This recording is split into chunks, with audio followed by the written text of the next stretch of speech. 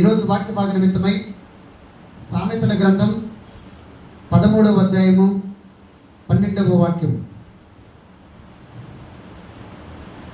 కోరిక సఫలము కాకుండా చేత హృదయము నొచ్చును, సిద్ధించిన మనోవాంఛ జీవవృక్షము. తండ్రి నీకు వందనాలు స్తోత్రాలు.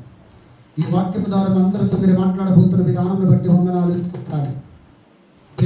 చివరిలో రేపు మనసును మీరు కలుగ చేసి మీ నామానికి మీరు మహిమ తెచ్చుకోమని, మహిమ ఘనత ప్రభావాలు మీరు మాత్రమే పొందుకోమని యేసు నామములో ప్రార్థన చేసిన వేడుకుంటూ ఉన్నాము తండ్రి. ఈరోజు మన ప్రసంగ అంశం, దేవుడే నీ హృదయ గాయములను కట్టును. హల్లెలూయా, హల్లెలూయా. ఈరోజు మన ప్రసంగ అంశం, దేవుడే నీ హృదయ గాయములను కట్టగలడు. యేసు రక్తమే జయం, యేసు రక్తమే జయం, యేసు రక్తమే జయం, యేసు రక్తమే జయం, యేసు రక్తమే జయం, యేసు రక్తమే జయం. ఈరోజు మన ప్రశ్న అంశం,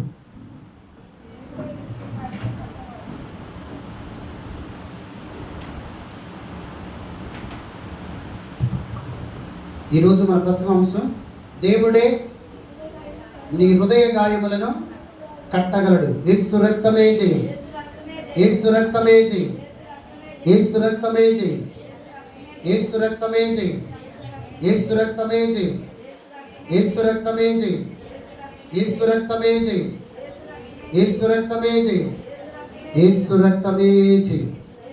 ఈరోజు మన ప్రశ్న అంశం, దేవుడే నీ హృదయ గాయములను కట్టగలడు. ప్రతి ఒక్కరూ ప్రార్థన చేస్తాం, ప్రతి ఒక్కరూ దేవుని సన్నిధిలో గడుపుతారు, ప్రతి ఒక్కరూ ప్రభువును ఆరాధిస్తారు, ప్రతి ఒక్కరూ ప్రభువును ఘనపరుస్తారు. కానీ నువ్వు ప్రార్థన చేసినప్పుడు, నీవు దేవునితో మాట్లాడినప్పుడు, దేవుడు నువ్వు ఏదైతే దేవుని సన్నిధిలో ప్రార్థన చేసి అడుగుతావో, నువ్వు అడిగినప్పుడు ఆయన ఇవ్వకపోతే హృదయము గాయపరచబడతా ఉంది, హృదయము నొచ్చుకుంటా ఉంది, హృదయము మనోవేదనకి. ఎందుకంటే నీవు అడిగింది ఆయన ఇవ్వనప్పుడు, నీవు అడిగింది ఆయన నీకు దయచేయనప్పుడు హృదయము ఎంతో వేదనకు గురైంది. హల్లెలూయా, హల్లెలూయా. ఈ రోజున ఎవరైతే హృదయ గాయములను కట్టలేకపోతూ ఉన్నారు, ఈ రోజున ఎవరైతే హృదయ గాయములను కట్టుకోలేకపోతున్నారు, ఈ రోజున ఎవరైతే ప్రార్థన చేసినప్పుడు దేవుడు మీ ప్రార్థన ఆలకించకుండా, మీ మనోవాంఛ తీరకుండా ఉన్నారో, నా దేవుడు ఈ వారములోనే మీ హృదయ వాంఛలను తీర్చును గాక, యేసు నామములో తిరుగును గాక. హల్లెలూయా. ప్రతి మనిషికి ఒక హోప్ ఉంటుంది. హోప్ అంటే ఏంటి? తెలుగు, ఇంగ్లీష్లో హోప్, తెలుగులో ఏంటది? హోప్. హోప్ అంటే ఏంటి? ఇంగ్లీష్లో హోప్, తెలుగులో ఏంటి? ఓర్ప.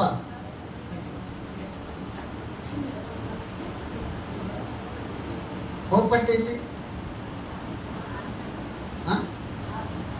ఆశ. దేవునికి స్తోత్రం. అంటే నాకు అర్థం కాలేదు, అందుకని మిమ్మల్ని అడిగారు. ఇంగ్లీష్లో తెలిసింది. ఇంగ్లీష్లో హోప్ అంటారు, తెలుగులో ఏమంటారు? తెలుగులో చెప్పు, లెక్చరర్ గారు చెప్పండి. ఇంగ్లీష్లో హోప్, తెలుగులో ఏమంటారు? నమ్మకం. ఓకే. ఇంకా ఆశ. ఓకే, నీకు ఎప్పుడు ఆశలు ఉంటాయి. ఇంకా దేవునికి స్తోత్రం. హల్లెలూయా. ప్రతి ఒక్కరికి అంటే ఆశ, కోరిక, నిరీక్షణ. దేవునికి స్తోత్రం. హల్లెలూయా. 1 ఆశ, 2 కోరిక, 3 నిరీక్షణ. ఈ 3 ప్రతి మనిషిలో ఉంటాయి. ఈ 3 ప్రతి మనిషి ఆశ కలిగి జీవిస్తాడు, దేవుని యందు నిరీక్షణ కలిగి జీవిస్తాడు, కోరిక కలిగి జీవిస్తాడు. ఎప్పుడైతే వీళ్ళు ఆశ కలిగి, కోరిక కలిగి, నిరీక్షణ కలిగి జీవిస్తున్నప్పుడు వీళ్ళ జీవితంలో హృదయ వాంఛలు, అంటే హృదయం గాయపరచబడినప్పుడు, హృదయం గాయపరచబడి హృదయ వేదన గురయ్యి, ఈ హృదయ గాయములను కట్టుకోలేమని ఎవరైతే అనుకుంటూ ఉన్నారో, దేవుడు చెప్తున్న మాట, పైకి గాయాలు ఒక డాక్టర్ కట్టగలడు, పైకి గాయాలు ఒక మందు ద్వారా మనం నయం చేయగలుగుతాం.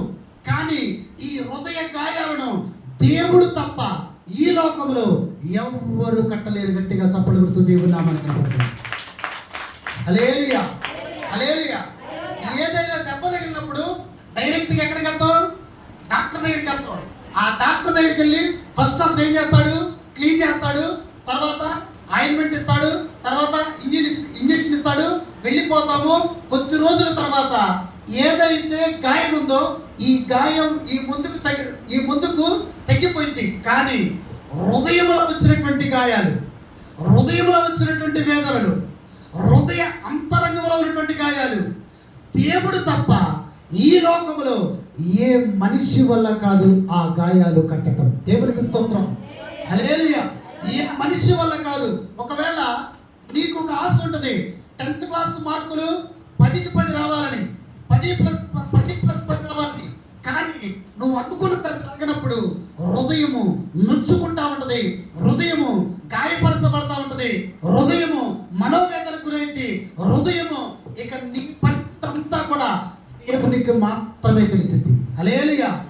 ఇంటర్మీడియట్ ఎగ్జామ్స్ రాసినప్పుడు, పాస్ అవునప్పుడు నీ హృదయం నొచ్చుకుంటది. నువ్వు అనుకున్న జాబ్ పొందుకున్నప్పుడు నీ హృదయం నొచ్చుకుంటది. నువ్వు ఏదైతే ఆశించావో, ఏదైతే కోరిక కలిగి ఉన్నావో, ఏదైతే నిరీక్షణ కలిగి ఉన్నావో ఇవి పొందుకోలేనప్పుడు హృదయము గాయపరచబడింది. ఈ గాయపరిచిన హృదయాన్ని కట్టగలిగినటువంటి శక్తిమంతుడు, ఈ గాయపరిచిన హృదయాలను కట్టగలిగినటువంటి శక్తిమంతుడు నువ్వు అనుకున్నది జరగనప్పుడు నీ తట్టు ఉండి నీతో ఉండి నిన్ను నడిపించగలిగినటువంటి శక్తిమంతుడు. నువ్వు ఏదైతే గాయాలతో బాధపడుతూ ఉన్నావో, పైన గాయాలు కాదు, హృదయ అంతరంగంలో ఏదైతే గాయాలతో బాధపడుతూ ఉన్నావో ఆ గాయాలు తట్టుకొని నిలబడటానికి శక్తినివ్వగలిగినటువంటి శక్తిమంతుడు ఈ రోజున నీవు నేను నమ్ముకున్న యేసయ్య తప్ప ఈ లోకంలో ఎవ్వరు లేరు. గట్టిగా చప్పట్లు కొడుతూ తిరుగుతున్నాను. హల్లెలూయా, హల్లెలూయా. యేసు క్రీస్తు ప్రభువుతో పాటు 12 మంది శిష్యులు ఉన్నారు. ఈ 12 మంది శిష్యులు కూడా 3.5 సంవత్సరాలు యేసయ్యతో ఉన్నారు. ఎన్నో అద్భుతాలు చూశారు, ఎన్నో మహిమ కార్యాలు చూశారు, ఎన్నో గొప్ప కార్యాలు చూశారు. ఎప్పుడైతే యేసయ్య పట్టుబడ్డాడో, ఎప్పుడైతే యేసయ్యను పట్టుకున్నారో వీళ్ళందరూ కూడా చెల్లాచెదరైపోయారు. ఈ చెల్లాచెదరైపోయినప్పుడు వాళ్ళ బంధువులు అనేక రకాలుగా మాట్లాడుకుంటారు, వాళ్ళ స్నేహితులు అనేక రకాలుగా మాట్లాడుకుంటారు, ఇరుగు పొరుగు వారు అనేక రకాలుగా మాట్లాడుకుంటారు, అయిన వాళ్ళు అనేక రకాలుగా మాట్లాడతారు. ఏమని మాట్లాడతారు తెలుసా? 3.5 సంవత్సరాలు మేము వద్దన్నా కూడా ఆ యేసయ్య కావాలని, ఆయన కావాలని ఆయన వైపు తిరిగా కాబట్టి ఈ రోజున ఆయనే లేకుండా ఉన్నాడు. ఈ రోజున నీ పరిస్థితి ఏమిటని అనేకులు ఆ శిష్యుల యొక్క హృదయ గాయాలను అనేకులు ఇబ్బంది పెట్టుండొచ్చు. కానీ యేసు క్రీస్తు ప్రభువారు ఎమ్మాయి గ్రామానికి వెళుతున్న సమయంలో ఎవరైతే 3.5 సంవత్సరాలు యేసయ్యతో ఉన్నారో వాళ్ళతో మళ్ళీ ఆయన వచ్చాడు, వాళ్ళ ఇంటికి వెళ్ళాడు, వాళ్ళ హృదయ గాయాలను కట్టాడు.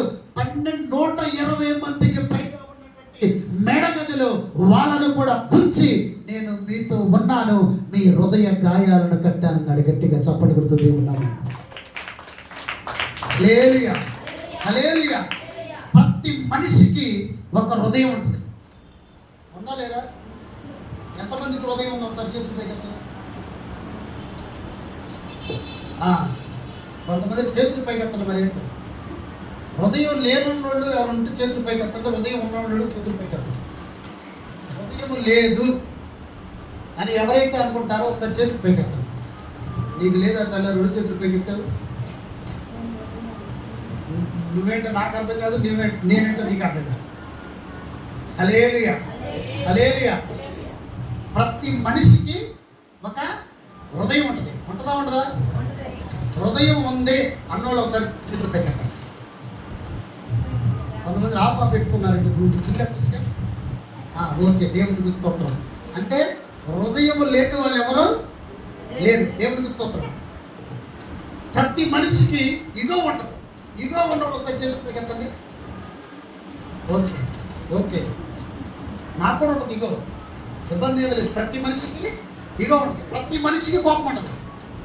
ప్రతి మనిషికి వేదన ఉంటుంది. ప్రతి మనిషికి దుఃఖం ఉంటుంది. ప్రతి మనిషికి నా దేవుడు ఒక హృదయాన్ని ఇచ్చాడు. దేవునికి స్తోత్రం. హల్లెలూయా. ఈ హృదయంలో అనుకోని సంఘటనలు జరిగినప్పుడు హృదయం పడతా ఉంటుంది. నువ్వు డైరెక్ట్గా బస్సులో ఎక్కి వెళ్తా ఉన్నావు, కన్యంచల్ నుండి విజయవాడ బస్ స్టాండ్ డైరెక్ట్గా బస్సులో ఎక్కి వెళ్తా ఉన్నావు. ఎక్కి వెళ్తున్న సమయంలో అనుకోని విధంగా బస్సు యాక్సిడెంట్ గురైంది. అప్పుడేంటి, హృదయము బాధపడిద్ది, మనసు బాధపడిద్ది, శరీరానికి దెబ్బలు తగులుతాయి.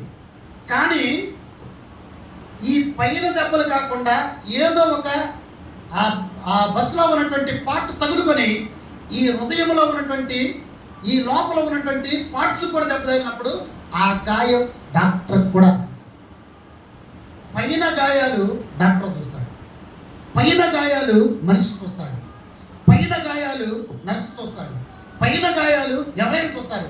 కానీ హృదయంలో కూడా గాయాలు ఉంటాయి, హృదయంలో కూడా బాధలు ఉంటాయి, హృదయంలో కూడా వేదన ఉంటుంది, హృదయంలో కూడా ఇవేంటో తెలుసా, దేవునికి తప్ప ఎవరికి చెప్పుకోలేనటువంటి గాయాలు. గట్టిగా చప్పలు కొడుతుంది. హల్లెలూయా. దేవునికి తప్ప ఎవరికి చెప్పుకోలేనటువంటి ఈ గాయాలు, ఈ గాయాలు కూడా దేవుని వైపు తిరిగి, ఈ గాయాల వైపు దేవుడికి తిరిగి ఆయన ఒక మాట అంటాడు. ఏమంటాడు తెలుసా, ఆ గాయాలు నేను మాన్పించబోతూ ఉన్నా, ఆ గాయాలు నేను కట్టబోతూ ఉన్నా. ఒక డాక్టర్ ఏ విధంగా అయితే స్పిరిట్ తీసుకొని ఆ గాయాన్ని శుభ్రం చేసి ఆ గాయానికి ఆయింట్మెంట్ రాసి ఒక క్లాత్తో దాన్ని చుడతాడో, దేవాతి దేవుడైనటువంటి యేసుక్రీస్తు ప్రభువారు కూడా నీ గాయాలను ఆయనే కడతాడు. దేవునికి స్తోత్రం. నీ హృదయ వాంఛలను ఆయనే తీరుస్తాడు. 12 సంవత్సరాలు రక్తస్రావంతో బాధపడుతున్నటువంటి స్త్రీ హృదయ గాయాన్ని కట్టాడు ఆయన. దేవునికి స్తోత్రం. హల్లెలూయా. 12 సంవత్సరాలు రక్తస్రావంతో బాధపడుతున్నటువంటి స్త్రీ యొక్క హృదయ గాయాన్ని కట్టాడు. ఎలా కట్టాడు తెలుసా, 12 సంవత్సరాలు రక్తస్రావంతో బాధపడుతుంది. ఆమె రక్తస్రావంతో బాధపడుతున్న సంగతి ఆమె ఎవరి దగ్గరికి అయితే డాక్టర్ దగ్గరికి వెళ్తుందో వాళ్ళకి తప్ప మూడో వ్యక్తికి తెలియదు. దేవునికి స్తోత్రం. హల్లెలూయా. మూడో వ్యక్తికి తెలియదు. ఎందుకో తెలుసా, ఆ గాయంతో చెప్పుకోలేదు ఆమె, ఆ గాయం ఎవరి దగ్గర ప్రదర్శించలేదు ఆమె, ఆ గాయం ఎవరితో చెప్పుకొని ఈ గాయం నాకు వచ్చింది దీన్ని తీరుస్తారని ఎవరి దగ్గరికి చెప్పుకోలేనటువంటి పరిస్థితిలో ఉన్నటువంటి 12 సంవత్సరాల స్త్రీని కూడా నా దేవుడు ఆమె యొక్క గాయాన్ని కట్టాడు. హల్లెలూయా. హల్లెలూయా. ఎలా కట్టాడు తెలుసా, ఈమె వెళ్ళి ఆయన యొక్క అంగి అంచులు తాకిందంతే. ఈమె వెళ్ళి ఆయన యొక్క అంగి అంచులు తాకింది, వెంటనే స్వస్థత పొందుకుంది, రక్తస్రావం నిలిచిపోయింది. ఈ రోజున మన జీవితంలో ప్రతి హృదయ గాయాన్ని కట్టగలిగిన శక్తిమంతుడు నీవు నమ్ముకున్న యేసయ్య. ఈ రోజున అనేక మంది గాయాలు నా దేవుడు కట్టును గాక. ప్రతి హృదయ గాయాన్ని కట్టును గాక. ప్రతి హృదయంలో ఉన్నటువంటి వేదన తీసివేయను గాక. ప్రతి హృదయ బాధను తీసివేయను గాక. ఆయన ఆ సమస్యలకు దిగును గాక. ఆయన ఆ ఇబ్బందులకు దిగును గాక. ప్రతి హృదయాన్ని నా దేవుడే కట్టును గాక. యేసు నామములో జరుగును గాక. హల్లెలూయా. హల్లెలూయా. యేసుక్రీస్తు ప్రభువారు 33.5 సంవత్సరాలు ఈ లోకంలో జీవించారు. 3.5 సంవత్సరాలు 30 సంవత్సరాలు తండ్రి ఇంట్లో ఉన్నారు. 3.5 సంవత్సరాలు ఆయన సువార్త అంటే దేవుడు ఏదైతే ఒక పని అప్పచెప్పాడో ఆ పని కోసం ఆయన బయటకు వచ్చాడు. ఆ పని కోసం బయటకు వచ్చిన తర్వాత ఆయన 3.5 సంవత్సరాలు సమస్తాన్ని చేశాడు. దేవునికి స్తోత్రం. హల్లెలూయా. సమస్తాన్ని చేసినప్పుడు ఆయనకి కూడా హృదయ గాయాలే. ఆయన్ను కూడా అనేకులు ఇబ్బందులకు గురి చేశారు. ఆయన్ను కూడా అనేకులు వెనకాల ఉండి కొన్ని మాటలు, ఎదరు ఉండి కొన్ని మాటలు, పక్క నుండి కొన్ని మాటలు, ఇటు పక్క నుండి కొన్ని మాటలు ఆయన్ని అన్నారు. ఎందుకో తెలుసా, ఆయన కూడా మనం ఏ విధంగా అయితే హృదయ గాయాలు కట్టగలమో, మన హృదయంలో ఉన్నటువంటి బాధల గురించి, మన హృదయంలో ఉన్నటువంటి వేదనల గురించి, మన హృదయ గాయాలు ఏ విధంగా అయితే మన యొక్క హృదయానికి అవుతాయో నా దేవునికి కూడా అలాగే అయింది. దేవునికి స్తోత్రం. హల్లెలూయా. అయినా కూడా ఆయన చివరి రక్తపు బొట్టు వరకు నీ కోసం, నా కోసం, మనందరి కోసం కలువరి శిలువపై మరణాన్ని చెందారు. ఆయన తన రక్తాన్ని చిందించాడు. చివరి రక్తపు బొట్టు వరకు కూడా నీ కోసం, నా కోసం ఆయన త్యాగం చేశారు. ఎందుకో తెలుసా? మన యొక్క హృదయ గాయాలను కట్టడానికి మాత్రమే. గట్టిగా చప్పట్లు కొడుతూ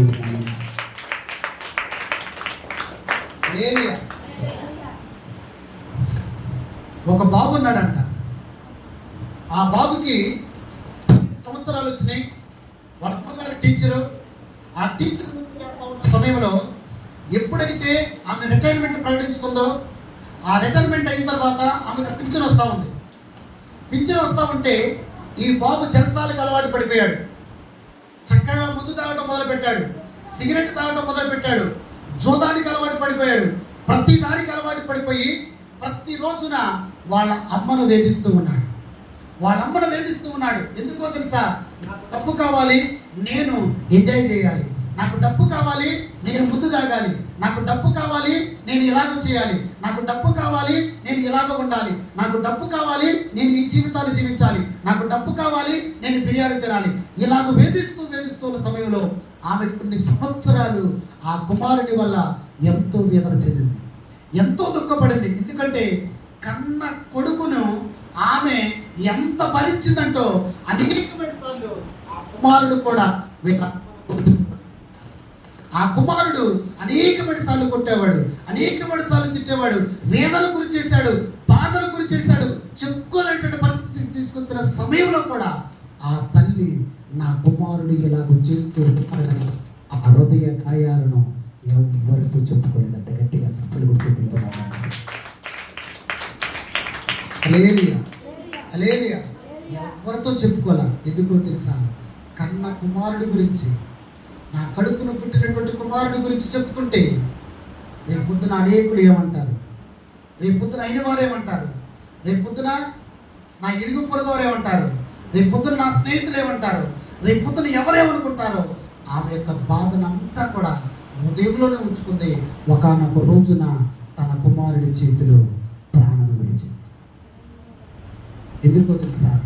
ఒకరోజు దాదాపు 1,00,000 రూపాయలు ఏదో జూతంలో పోగొట్టుకొని తల్లి దగ్గరికి వచ్చి అడిగినప్పుడు, ఆ తల్లి ఇవ్వలేనప్పుడు వెంటనే కత్తి తీసుకొని వాళ్ళ అమ్మను పొడిచాడు. ఆ తల్లి ప్రాణం విడిచింది. అయినా కూడా తన యొక్క హృదయ గాయాలు ఎవరితో చెప్పాలి. హల్లెలూయా. ప్రతి మనిషికి హృదయం గాయమైంది. ప్రతి మనిషి తట్టుకోలేనటువంటి పరిస్థితులు జీవిస్తాడు. ప్రతి మనిషి ఈ హృదయ గాయం నాకేనా అనుకుంటాడు. ప్రతి మనిషి ఈ హృదయం నాకే అవ్వాలనుకుంటాడు. ప్రతి మనిషి నాకే ఎందుకు ఎలా అవుతుంది, వేరే వాళ్ళకి అవ్వచ్చుగా. ప్రతి మనిషికి హృదయము గాయమైంది. హల్లెలూయా. హల్లెలూయా. హృదయము గాయమైన వాళ్ళకంటే ఆ గాయాన్ని మాన్పగలిగినటువంటి శక్తిమంతుడు ఒక ఆయన ఉన్నాడని నమ్మి విశ్వసించి ఈ భూమి మీద నివసించడమే గొప్ప వరం. గట్టిగా చప్పట్లు కొడుతూ హల్లెలూయా. హల్లెలూయా. మన ప్రశ్న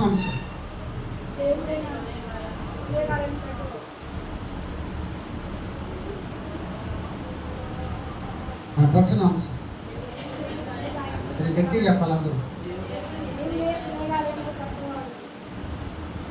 కూర్చోండి ఎందుకంటే హల్లెలూయా. హల్లెలూయా. ఎందుకులే మాకు దగ్గర కూర్చోమని చెప్తున్నారు అంటారుగా. ఈరోజు మన ప్రశ్న అంశం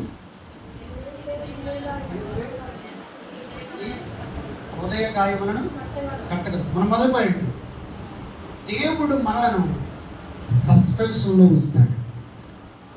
ఏంటిది? దేవుడు మనలను సస్పెన్షన్లో రక్తమేచి యేసు రక్తమేచి యేసు రక్తమేచి యేసు రక్తమేచి యేసు రక్తమేచి యేసు రక్తమేచి యేసు రక్తమేచి. మొదటి పాయింట్ ఏంటి? దేవుడు మనలను సస్పెన్షన్లో ఉంచుతాడు. నేను ఒక మాట అడుగుతా, దానికి అందరూ కూడా ఖచ్చితంగా మీరు అది చేస్తే ఖచ్చితంగా చేయగలుగుతాను. ఇక్కడ ఎంతమంది సీరియల్ చూసేవాళ్ళు ఉన్నారు, ఎంతమంది టీవీ చూసేవాళ్ళు, ఎంతమంది సినిమాలకు వెళ్ళేవాళ్ళు ఉన్నారు? సార్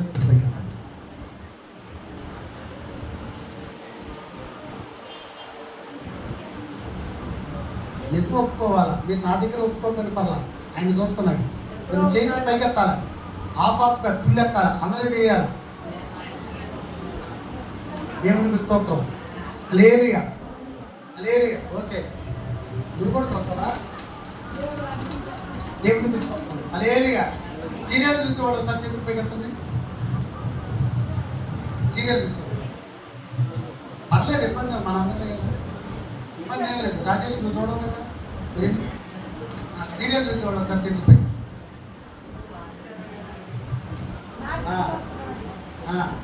సినిమాలు చూసేవాడు ఒకసారి చేతులు పైకి. సినిమా హాల్కి వెళ్ళి సినిమాలు చూసేవాడు ఒకసారి చేతులు. దేవుడికి తీసుకోండి. ఒకసారి అందరూ గట్టిగా తప్పకుండా కొట్టండి. హల్లెలూయా. మీ అందరికి సత్తుకుంటూ వందనాలు తల్లుడారు. ఎంతమంది ఉన్నారా? సీరియల్ చూసేవాళ్ళు, సినిమాలు చూసేవాళ్ళు. సినిమాలు రీసెంట్గా ఈ నెలలో ఎవరైనా సినిమాలకు వెళ్ళి ఉండేవారు ఉంటే చూద్దాం. రీసెంట్గా దేవునికి స్తోత్రం. పోయిన నెలలో సినిమాకి వెళ్ళి ఒకసారి చూద్దాం. నువ్వు వెళ్ళావా? అదే దేవునికి స్తోత్రం. హల్లెలూయా. దేవుడు మనలను సస్పెన్షన్లో ఉంచుతాడు. నా వైపు చూడండి. ఒక డైరెక్టర్ సినిమాని సస్పెన్షన్లో ఉంచుతాడు, థ్రిల్లింగ్లో తీసుకెళ్తాడు. ఎందుకో తెలుసా? సపోజ్ నువ్వు సినిమాకి వెళ్ళి ఆ సినిమా మొత్తం అర్థమయ్యి నువ్వు సినిమాకి వెళ్ళి కూర్చుంటే నీకు అసలు థ్రిల్లింగ్ ఉండదు, నీకు అసలు సస్పెన్షన్ ఏంటిది అనిపించదు. కానీ ఒక డైరెక్టర్ ఏం చేస్తాడు తెలుసా?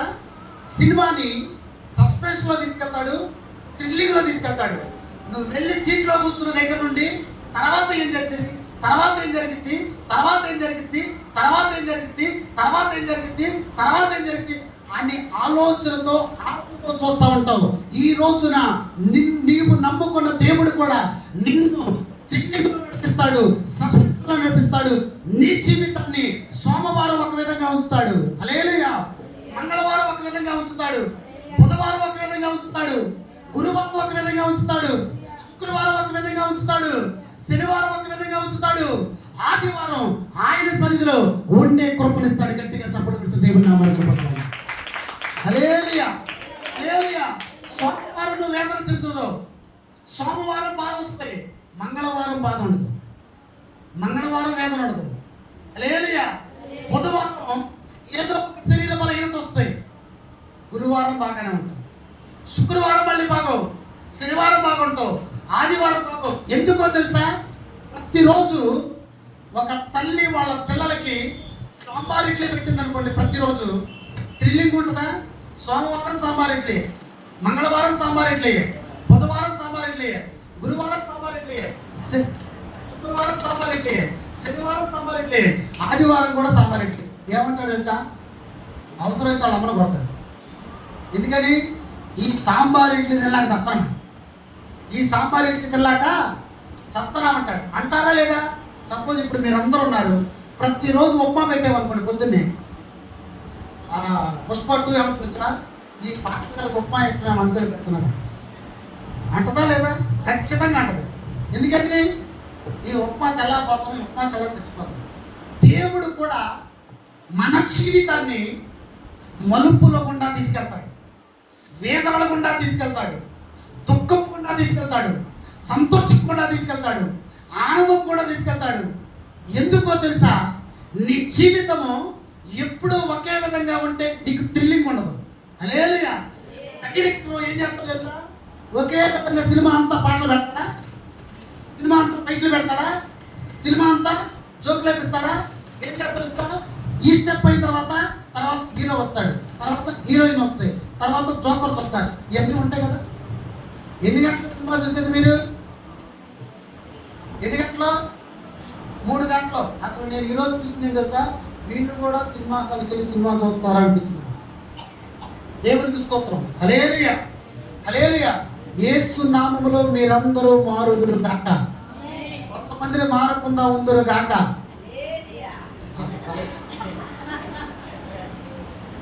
ఈయనకి ఆమేన్ అంటారేమో, ఏదో ఒకటి హల్లెలూయా అన్నారు. హల్లెలూయా హల్లెలూయా. ఏమన్నారు ఏమన్నారు? కొంతమంది మారుతుంది కాకన్నా ఆమేన్ అన్నారు, కొంతమంది మారకుండా ఉందరు కాకన్నా హల్లెలూయా అన్నారు. ఆమేన్ అన్నారు అనుకోండి, ఖచ్చితంగా మారుకుంటుంది. దేవుడికి స్తోత్రం. హల్లెలూయా హల్లెలూయా. సంవత్సరానికి 12 నెలలు. ఎన్ని నెలలు? సంవత్సరానికి 12 నెలలు. ఈ 12 నెలలు కూడా 12 రోజులుగా దేవుడు నీకు నిర్ణయిస్తాడు. 12 దినాలుగా దేవుడు నీకు నిర్ణయిస్తాడు. ఎందుకో తెలుసా? జనవరి మాసంలో నీకు వేదన ఉంటే ఫిబ్రవరి మాసంలో నువ్వు హ్యాపీగా ఉంటావు. మార్చి నెలలో నీకు వేదన ఉంటే ఏప్రిల్ నెలలో, అంటే నెల తర్వాత నెల నీ జీవితంలో మార్పులు తీసుకొస్తాడు. అలాగనే 12 నెలలు కూడా ఆయన నీ జీవితంలో దుఃఖాన్ని అనుభవించడు. ఆయన నీ జీవితంలోనికి దుఃఖాన్ని అనుమతించడు. నీ జీవితంలోనికి వేదన అనుభవించడు. నీ జీవితంలోనికి బాధ అనుభవించడు. నీ జీవితంలోనికి వేదన అంటే నీ జీవితము అటు ఇటు మలుపులు తిరుగుతూ చివరికి ఆయన పట్టుకునేటట్టు చేస్తాడు. గట్టిగా చప్పులు గుర్తుంది. ఒక నిమిషం చెప్తా. ఈ మధ్య కొంతమంది బాప్తిజం తీసుకున్నారు. కొంతమంది చాలా మంది బాప్తిజం తీసుకుంటారు. వాళ్ళ నామం కూడా తెలుసా? నేనే నా బాప్తిజం తీసుకుంది అంటే ఇక్కడ ఏముంటుంది? సస్పెన్షన్ ఉంటుంది, థ్రిల్లింగ్ ఉంటుంది. చాలా మంది నువ్వేంటో కొంత పాస్టర్ అయ్యావంటే నాకెలా ఉంటుంది? నువ్వేంటి వాక్యం చెప్తున్నావు అంటే నాకెలా ఉంటుంది? ఉంటుందా? సపోజ్ నువ్వు అనుకోని విధంగా నీకు ఐఏఎస్ జాబ్ వచ్చింది అనుకోండి, ఎలా ఉంటుంది? థ్రిల్లింగ్ ఉంటుందా లేకపోతే సస్పెన్స్ ఉంటుందా? థ్రిల్లింగ్ ఉంటుంది. ఎందుకని? ఆల్రౌండర్కి మనకు ఐఏఎస్ ఆఫీసర్ అయ్యింది. దేవుడు కూడా చాలా మంది ఏమనుకుంటా తెలుసా? దేవుడు నన్ను విడిచిపెట్టాడు, దేవుడు నన్ను పక్కన పెట్టాడు, దేవుడు నన్ను తోసేశాడు, దేవుడు నా ప్రార్థన ఆలకించట్లేదు, దేవుడు నా మొర ఆలకించట్లేదు, దేవుడు నేను అడిగింది ఇవ్వట్లేదని అక్కడే ఆగిపోతారు. దేవుడికి స్తోత్రం. హల్లెలూయా. దేవుడు నిన్ను అక్కడే ఉంచడానికి ఆయన భూమి మీద నిన్ను సృష్టించాల. ఒక పని మీద, భూమి మీద నిన్ను నన్ను ఆయన సృష్టించాడు. ఒక పని మీద, ఒక ఉద్దేశం మీద, ఒక ప్రణాళిక మీద దేవుడు నన్ను సృష్టించాడు. దేవుడికి స్తోత్రం. హల్లెలూయా. ఆగిపోవద్దు, సాగిపోవాలి తప్ప. ఆగిపోవద్దు, సాగిపోవాలి. ఎందుకో తెలుసా? ఆగిపోతే నీ జీవితంలో ఏది చూడలేవు. ఆగిపోతే నీ జీవితంలో ఏది పొందుకోలేవు. ఆగిపోతే నీ జీవితమే ప్రశ్నార్థకంగా మారింది. హల్లెలూయా. కొంతమంది మంచిగా ఉన్న రాళ్ళేస్తారు, చెడ్డగా ఉన్న రాళ్ళేస్తారు. ఏ రాళ్ళు? డైరెక్ట్గా గురిసూసిని కొట్టవు, మాటలనే రాళ్లతో హృదయాన్ని గాయం. కాబట్టి చేసిన తప్పు ఒప్పుకోమంటే ఎవరిని ఒప్పుకుంటాడు? చేసిన తప్పు ఒప్పుకోమంటే ఏమవుతుందో? అవునా కదా? ఇప్పుడు చేసిన తప్పు ఒప్పుకోమంటే ఆ తప్పు చేసి ఒప్పుకుంటాం, సారీ అంటాం. ఇంగ్లీష్ కదా ఉంటుందిగా. మరి చెయ్యని తప్పు ఒప్పుకోమంటే? అవునా కదా? ఈ రోజున మన హృదయ వాంఛలను తీర్చగలిగినటువంటి శక్తిమంతుడు ఆయన ఏమంటున్నాడు తెలుసా? నీ జీవితంలో కూడా థ్రిల్లింగ్ అంటే సస్పెన్స్ నుంచే. సినిమాలో బ్రహ్మానందం వచ్చి 1/2 గంట నవ్వి పెడతాడు, తర్వాత హీరో వస్తాడు, హీరో 10 మందిని కొడతాడు, 20 మందిని కొడతాడు, తర్వాత హీరోయిన్ కోసం పరిగెత్తాడు. వీళ్ళిద్దరూ మళ్ళీ రేపు పొద్దున మామూలుగానే ఉంటారు. అవునా కదా? సపోజ్ వెనలొచ్చి హీరోని చంపేస్తే, నేను చిన్నప్పుడు అనుకునేవాడిని చంపేశాడుగా మరి 2 రోజులు కప్పడతామని. తెలియదుగా మరి. అవునా కదా? అదంతా కూడా సినిమాకే పరిమితం. వచ్చినట్టు మనం ఏ స్థితిలో ఉన్నామో మన జీవితాన్ని దేవుడు ఏ స్థితిలో తీసుకొచ్చాడు. దావీదును దేవుడు గొర్రెల కాపరిగా ఉంచి తర్వాత రాజుగా చేశాడు. దేవునికి స్తోత్రం. హల్లెలూయా. ఎస్తేరు జీవితంలో కూడా ఆమె రాజు దగ్గరకు రావడానికి కూడా ఆస్కారం లేదు, రాజు దగ్గర నిలబడడానికి కూడా ఆస్కారం లేదు. అయినా కూడా దేవుడు కృప చూపించి ఎక్కడో ఉన్నటువంటి ఎస్తేరుని తీసుకొచ్చి రాజ్యభవనంలో నిలబెట్టాడు. దేవునికి స్తోత్రం. హల్లెలూయా. ఈ రోజున జీవితంలో థ్రిల్లింగ్ గా, సస్పెన్స్ గా ఉండటానికి కారణం ఏంటి తెలుసా? దేవుడు నీ ద్వారా ఏదో ఒకటి చేయాలనుకుంటున్నాడు. హల్లెలూయా. దేవుడు నీ ద్వారా ఒక ప్రణాళిక కలిగి ఉన్నాడు. ఒక ప్రణాళికమైనటువంటి బద్ధకం కలిగి ఉన్నాడు. ఆయన నీ ఎడల ఒక ఆలోచన కలిగి ఉన్నాడు. నీ ఎడల ఒక ప్రణాళిక కలిగి ఉన్నాడు. కాబట్టి ఈ రోజున సంతోషంగా ఉంటే రేపు సంతోషంగా ఉండదు. రేపు సంతోషంగా ఉంటే ఎల్లుండి సంతోషంగా ఉండదు. ఎప్పుడు కూడా నువ్వేమనుకోవాలి తెలుసా? నా దేవుడు నన్ను ఒక థ్రిల్లింగ్, ఒక సస్పెన్స్ జీవితంలోకి నడిపిస్తున్నాడు. నా దేవుడు నాకు తోడుగా ఉన్నాడని ఎప్పుడైతే అనుకుంటావో నీ జీవితం ఎన్ని మలుపులు తిరిగినా కూడా ఆయన చేతి ఎప్పటికీ విడిచిపెట్టలేదు. గట్టిగా చప్పులు కొడుతుంది. హల్లెలూయా. హల్లెలూయా. సంసోన్, ఎవరు? శాంసన్ 300 నక్కలను ఒక్కసారి పట్టుకున్నాడండి. ఎన్ని నక్కల్ని? 300 నక్కలు. ఎప్పుడు చూసారా? చూసిన వాళ్ళు ఎవరు? చేతులు పెంచుతారు. దేవునికి స్తోత్రం. ఒక్క కంటే చిత్రం మాది. నక్క సామాన్యంగా దొరకదు. 300 నక్కలు అంటే దాదాపు 298. ఒక్కో దానికి ముడేశాడట. ఏంటది? దాని తోకలు పట్టుకొని ముడేశాడు. ఎందుకో తెలుసా? దేవుడిని అంటే దేవుని యొక్క అభిషేకం ఎవరైతే పొందుకుంటారో వాళ్ళ ముందు ఏది నిలబడదు. వాళ్ళకి సమస్తము దేవుడు అధికారం ఇస్తాడు. సమస్తాన్ని జరిగించి కృపణిస్తాడు. ఒక నక్కను పట్టుకోవాలంటేనే ఏమంటే ఒక 2 నక్కలు పట్టుకుంటే దాదాపు 298 నక్కలు పారిపోతాయి. అవునా కదా? కానీ 300 నక్కలను పట్టుకొని ఒక్కొక్క దానికి 2 జడలేసేసి అట్లా వదిలిపెట్టాడంటే శాంసన్ ఎంత దేవుని చేత అభిషేకం పొందాడో ఒక్కసారి ఆలోచించాలి. దేవునికి స్తోత్రం. హల్లెలూయా. నీ జీవితంలో నువ్వు కోరుకున్నది జరగనప్పుడు, నువ్వు అడిగిన దేవుడు ఏమన్నప్పుడు వెయిట్ చేయాలి. ఏం చేయాలి? వెయిట్ చేయాలి. వేచి ఉండాలి. ఏమని? నేను కోరుకున్నది నా దేవుడికి ఇష్టం లేదు. నేను కోరుకున్నది నా దేవుడికి ఇష్టంగా లేదు. నేను కోరుకున్నది నేను అడిగింది నా దేవుడు ఇవ్వట్లేదంటే దాని ద్వారా నాకేదైనా ప్రమాదం పొంచి ఉంది, నాకేదైనా నష్టం జరుగుతుందేమో, నాకేదైనా బాధ వస్తుందేమో. నీవు కోరుకున్నది దేవుడు ఎప్పుడైనా ఆపుతున్నాడంటే ఒకటే, దాని ద్వారా నీకు నష్టము కలిగిద్దేమో అని ఆయనకు ఆయన ఆపుతూ ఉంటాడు. దేవుడికి స్తోత్రం. హల్లెలూయా. నువ్వు కోరుకున్నది దేవుడు ఎప్పటి కూడా ఇస్తూనే ఉంటాడు. అడుగు వాటన్నిటికంటే, ఎఫెసీ పత్రిక 3:20 అడుగు వాటన్నిటికంటే, ఊహించు వాటన్నిటికంటే అత్యధికమైనటువంటి మేలులతో నింపగలిగిన శక్తిమంతుడు ఈ లోకములో ఆయన తప్ప ఎవరు లేరు. గట్టిగా చప్పలు కొడుతూ దేవుడు. హల్లెలూయా. చాలా మందికి ప్రార్థన చేస్తే వాళ్ళు అడిగింది వెంటనే ప్రార్థన చేస్తే వాళ్ళు అడిగింది. సామెతల గ్రంథం 13:14 ఒకసారి చదువుతారా? సామెతలు 13:14.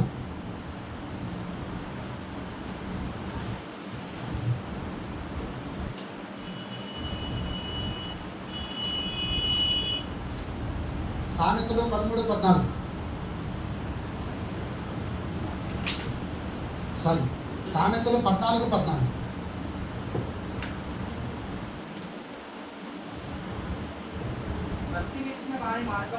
భక్తి విడిచిన వారి మార్గములు వానికై వెక్కసమగును, మంచి వారి స్వభావము వారికి సంతోషమిచ్చును. దేవునికి స్తోత్రం. యేసు క్రీస్తు ప్రభువారు భూమి మీద ఉన్నప్పుడు ఆయన ఒక మాట చెప్పాడు. మొదటి వారు కడపటి వారు ఎదురు, కడపటి వారు మొదటి వారు ఎదురు. అంటే విశ్వాసులు అవిశ్వాసులుగా మారుతారు, అవిశ్వాసులు విశ్వాసులుగా మారుతారు. ఎందుకో తెలుసా? ఆయనకు తెలుసు ఎవరైతే భక్తిగా ఉండి ఆ భక్తిని విడిచిపెడతారు, ఎవరైతే దేవుని సన్నిధిలో ఎదుగుతూ, ఎవరైతే దేవుని ఎరుగుతూ, ఎవరైతే ప్రభువుని ఆరాధిస్తూ, ఎవరైతే ప్రభువుని స్తుతిస్తూ, ఎవరైతే ప్రభువును ఎరిగి ప్రభు సన్నిధిలో మారు మనసు పొందుకొని రక్షణ తీసుకుని ఎవరైతే ఉంటారో ఏదో ఒక రోజున యేసుక్రీస్తు ప్రభువాన్ని వారు విడిచి వెళ్ళిపోతారని, యేసుక్రీస్తు ప్రభువాన్ని ఆయన వాళ్ళ పక్కన పెడతారని, యేసుక్రీస్తు ప్రభువాన్ని విడిచి వెళ్ళిపోతారని ఆయనకు తెలుసు కాబట్టి ఆల్రెడీ ఆయన ఏమన్నాడు తెలుసా? మొదటి వారు కడపటి వారు ఎదురు, కడపటి వారు మొదటి వారు ఎదురు. దేవునికి స్తోత్రం. ఇక్కడ ఒక చక్కని మాట, భక్తి విడిచిన వారి మార్గములు వానికే వెక్కసమగులు. దేవునికి స్తోత్రం. భక్తిగా ఉండి జీవించిన వారికంటే భక్తి లేని వాళ్ళే ఎక్కువగా ఇష్టానుసారంగా జీవిస్తారు. భక్తిలో ఉన్నవాళ్ళు మొట్టమొదటిగా దేవుని భయం ఉంటుంది, భక్తులు లేని దేవుని భయం ఉంటుంది. భక్తి దేవుణ్ణి బట్టి మాత్రమే వచ్చింది తప్ప ఇతరులను బట్టి ఎప్పటికీ రాదు. నీ భక్తి నువ్వు కాపాడుకోవాలి, నీ విశ్వాసం నువ్వు కాపాడుకోవాలి. దేవుని సన్నిధిలో నువ్వు ఎలాగైతే ఉంటున్నావో నిన్ను నువ్వు కాపాడుకోవాలి. ఇతరులు చూసినప్పుడు వాళ్ళు భక్తిగా ఉండొచ్చు, కానీ ఏదో ఒక రోజున పడిపోతారు. ఇతరులు చూసినప్పుడు వాళ్ళు మంచిగా ఉండొచ్చు, ఏదో ఒక రోజున పాపంలో పడిపోతారు. ఇతరులు చూసినప్పుడు వీళ్ళు మంచిగా జీవిస్తున్నారు అనుకోవచ్చు, కానీ ఏదో ఒక రోజున నువ్వు తలంచిన దానికంటే జీవితం. అయినా కూడా భక్తి ఎలాగుండో తెలుసా? ఒకే విశ్వాసం, ఒకే ప్రేమ, ఒకే దేవుని విశ్వాసం, ఒకే భక్తి కలిగి ఉన్నప్పుడు ఖచ్చితంగా భక్తిహీనుల మనసు వెక్కసమగును. దేవునికి స్తోత్రం. హల్లెలూయా. భక్తిహీనులు ప్రార్థన చేస్తే దేవుడు ఆలకించడు. భక్తిహీనులు ప్రార్థన చేస్తే దేవుడు వారి మొర ఆలకించడు. భక్తిహీనులు ప్రార్థన చేస్తే దేవుడు వారి వెంట ఉండడు. భక్తిహీనులు ప్రార్థన చేస్తే వాళ్ళు ఏమనుకుంటారో తెలుసా? మేము ప్రార్థన చేస్తాం, దేవుడు ఆలకిస్తాడు. మేము ప్రార్థన చేస్తాం, దేవుడు వింటాడు. మేము ప్రార్థన చేస్తాం, దేవుడు చూస్తాడు. మేము పరిచయం చేస్తాం, దేవుడు చూస్తాడు. మేము సంఘంలో ఉన్నాం, దేవుడు చూస్తాడు. ఆయన ఏమంటాడు తెలుసా? అసలు మీరెవరు నేను ఎరుగుదను అంటాడు. గట్టిగా చప్పటి కొడుతుంది. ఇంకోటి ఏమంటాడు తెలుసా? మేము ప్రార్థన చేస్తే దేవుడు అన్ని కార్యాలు చేస్తారనుకుంటారు. ఎవరో భక్తిహీనుడు. భక్తి కలిగినటువంటి వారు ఎప్పుడు కూడా ఇగోకు పోరు. ఇగో అంటే నాకు ఆల్రెడీ చెప్పా, ఇగో అంటే పాపం. ఎవరు చెప్పారు ఇది? దేవునికి స్తోత్రం. ఒకసారి గట్టిగా తప్పడం కొట్టండి.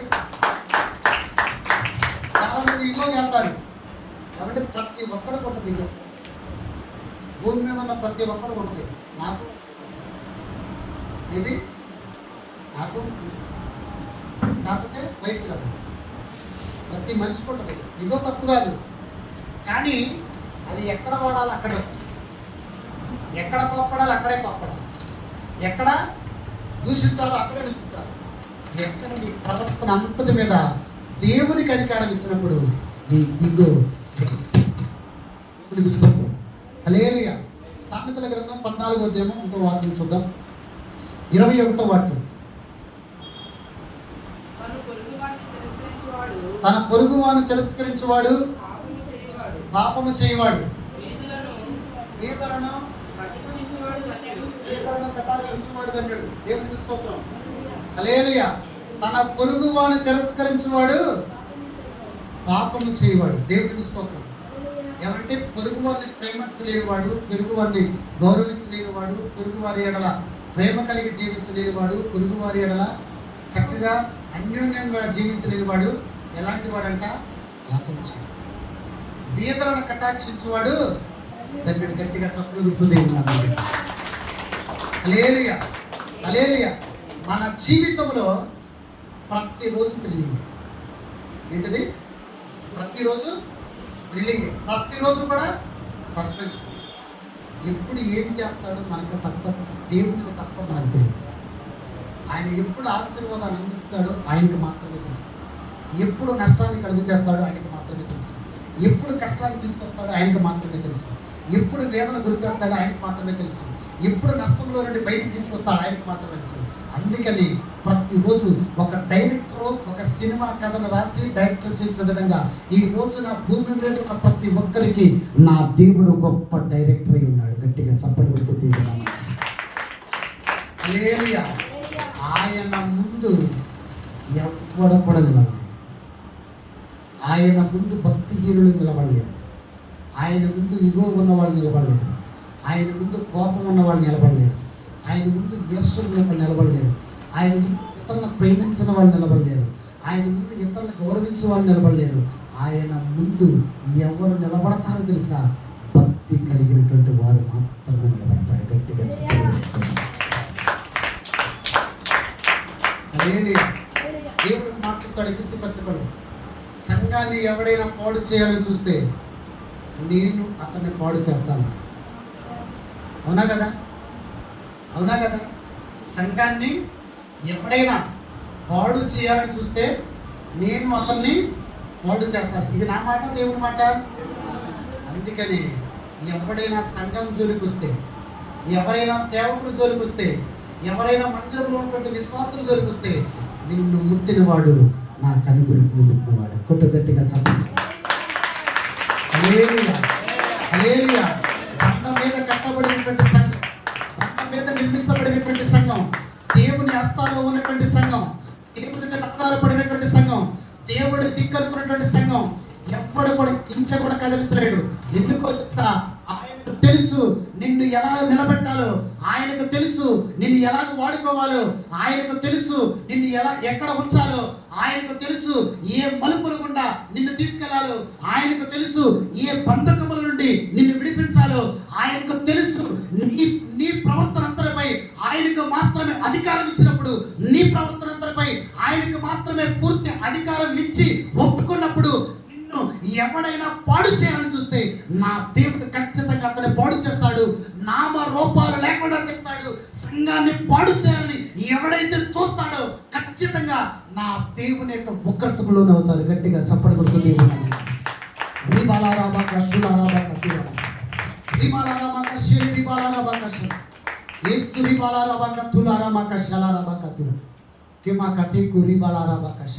హల్లెలూయా. మన జీవితాల్లో దేవుడు థ్రిల్లింగ్ ఇస్తాడు, సస్పెన్షన్ ఇస్తాడు, గొప్పగా నిలబడతాడు. ఈ రోజు మనం చూస్తున్నటువంటి ఈ సంఘం ఒక సంవత్సరానికి 10,000 సంఘంగా నా దేవుడు మార్చబోతూ ఉన్నాడు. గట్టిగా చప్పట్లు కొట్టి హల్లెలూయా. విశ్వాసంతో పలిక, నా ప్రభు మీద ఉన్నటువంటి నమ్మకంతో పలిక, నా దేవుడు ఏంటో నాకు తెలుసు కాబట్టి ఈ మాటలు పలిక. ఖచ్చితంగా గుర్తుపెట్టుకోండి, వచ్చే సంవత్సరానికి మన సంఘం ఎలా ఉంటుందో దేవుడే మహిమ కార్యాలు జరిగించును గాక, యేసు నామములో జరుగును గాక. మన ప్రసంగాంశం